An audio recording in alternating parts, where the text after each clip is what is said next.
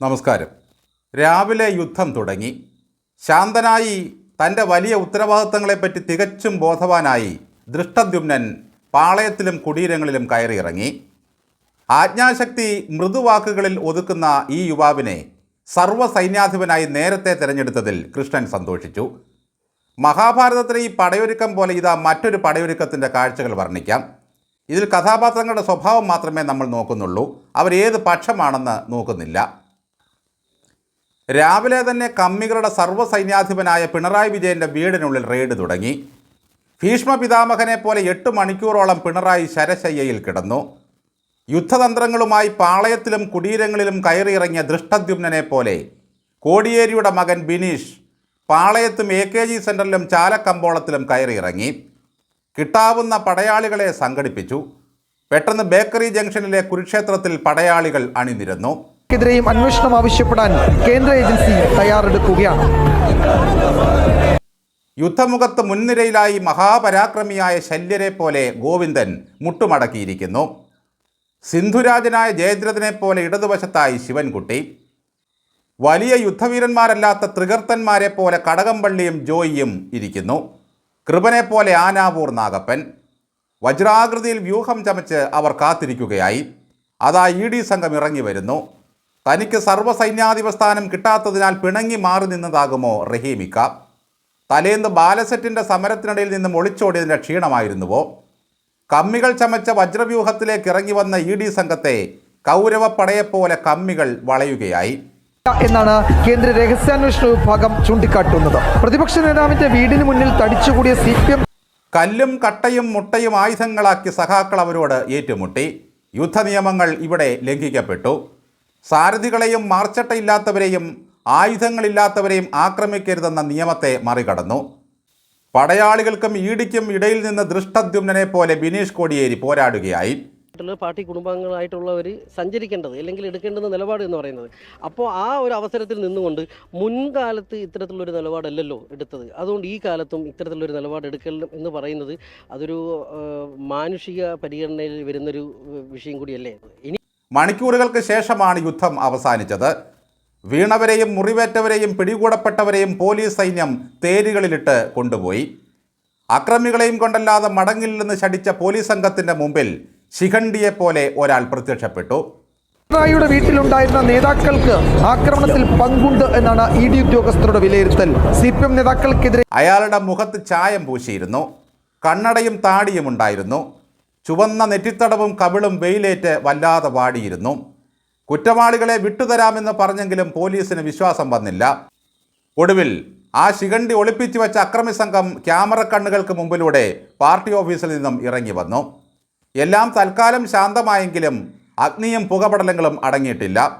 ആക്രമണത്തിൻ്റെ മുൻനിരയിൽ സൈന്യവ്യൂഹത്തിൻ്റെ മുമ്പിൽ നിന്ന ധീരനായ ആ യുവാവിനെ പാർട്ടി പ്രത്യേകം പാരിതോഷികം നൽകി. അയാളായിരുന്നു ആകെ സൈന്യത്തിൻ്റെ മാർച്ചട്ട. അതെ, പടയിലും പാളയത്തിലും സ്ഥാനങ്ങളൊന്നുമില്ലാതെ അനാഥനെ പോലെ നിൽക്കുമ്പോഴും ആ ചെറുപ്പക്കാരൻ പാർട്ടിക്ക് വേണ്ടി അക്ഷീണം എഴുതി കൂട്ടുകയായിരുന്നു ഫേസ്ബുക്കിൽ. 2 ആഴ്ച മുമ്പ് ഗോവിന്ദൻ മാഷോട് ആരോ ചോദിച്ചു, എന്തുകൊണ്ടാണ് ബിനീഷ് കോടിയേരിക്ക് പാർട്ടി അംഗത്വം കൊടുക്കാത്തത് എന്ന്. വളരെ പുച്ഛത്തോടെയാണെന്ന് ഗോവിന്ദൻ പറഞ്ഞത്, അതൊക്കെ ആ കീഴ്ഘടകങ്ങൾ നോക്കിക്കൊള്ളുമെന്നേ. പക്ഷേ ED റെയ്ഡ് കൊണ്ടൊരു പുതുജീവിതം കിട്ടിയത് ബിനീഷ് കോടിയേരിക്കായിരുന്നു. തന്നെ നിഷ്കരുണം അവഗണിച്ച പാർട്ടിക്ക് വേണ്ടി അയാൾ വീരോചിതം പൊരുതി. ആ പൊരുതലിൻ്റെ പ്രതിഫലമായി ബിനീഷിന് പിണറായി വിജയൻ പാർട്ടി അംഗത്വം കൊടുത്തു. ഒരു ബുദ്ധിയും പ്രയോഗിച്ചു. 2-3 ദിവസം മുൻപുള്ള ഒരു ഡേറ്റ് വെച്ചാണ് അംഗത്വം പുതുക്കിക്കൊടുത്തത്.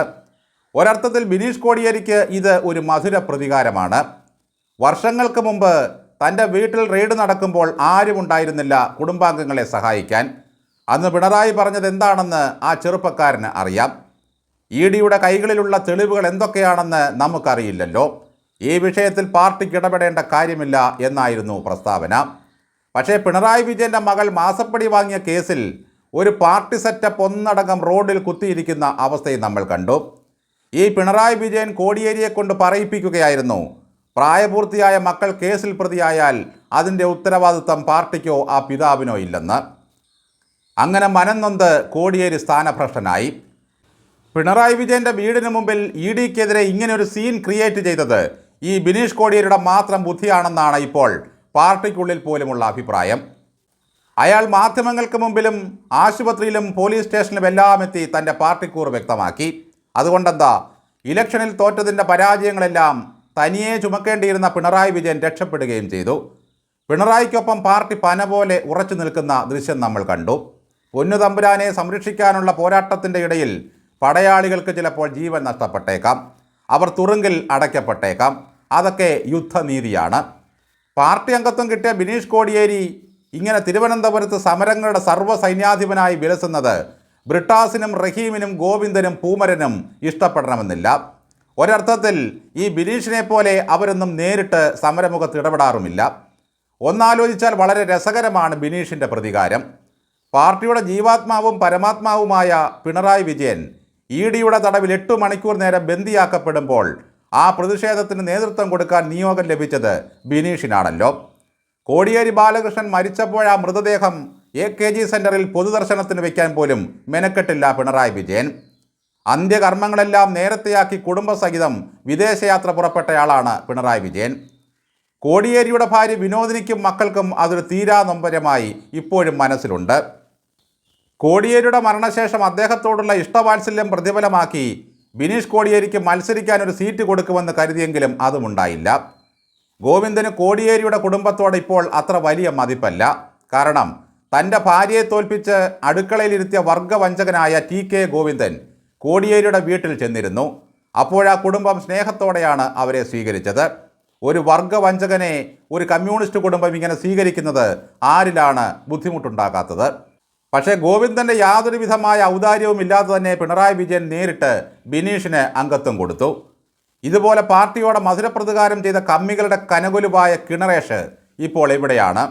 തെരഞ്ഞെടുപ്പ് കഴിഞ്ഞതോടെ കിണറ്റിൽ നിന്നും കയറുന്ന ലക്ഷണമല്ല. പിണറായിയെക്കൊണ്ട് പാവകളി നടത്തിച്ച് എന്തെല്ലാം ഗോഷ്ഠികളാണ് കാണിച്ചു കൂട്ടിയത്. പാർട്ടിയെ 99 സീറ്റിൽ നിന്നും 35 സീറ്റിലെത്തിക്കാൻ കിണറേഷിൻ്റെ ആ തന്ത്രങ്ങൾക്ക് കഴിഞ്ഞു. തൻ്റെ പിതാവിനെ വർഗവഞ്ചകനായി ചിത്രീകരിച്ച് പുറത്താക്കുകയും തൻ്റെ കുടുംബത്തെ ചുട്ടരിക്കാൻ പാർട്ടിക്കാരെ പിരികയറ്റി വിടുകയും ചെയ്ത പിണറായിയോടും പാർട്ടിയോടും അങ്ങനെ കിണറേഷും മധുരമായി പ്രതികാരം ചെയ്തിരിക്കുന്നു.